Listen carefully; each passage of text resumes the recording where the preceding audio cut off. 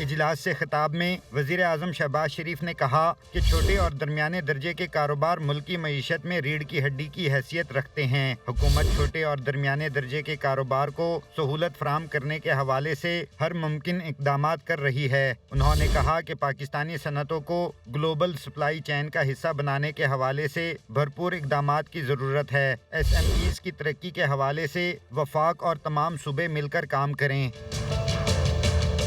اجلاس کو بریفنگ میں بتایا گیا کہ وزیر اعظم کی ہدایت پر سمیڈا کے بورڈ کی تشکیل ہو چکی ہے۔ ایس ایم ایز سیکٹرز کی ترقی کے لیے بین الاقوامی معیار کے ماہرین کی خدمات حاصل کرنے کے عمل کا آغاز کر دیا گیا ہے۔ اسٹیٹ بینک نے بینکوں کو ہدایت دی ہے کہ ایس ایم ایز کو قرض کی فراہمی کے حوالے سے بینک فارمز کو مزید آسان اور سہل بنایا جائے، جبکہ وفاقی وزارت صنعت و پیداوار نے ایس ایم ایز سیکٹرز کی ترقی کے حوالے سے صوبائی حکومتوں سے رابطے مزید بہتر بنائے ہیں۔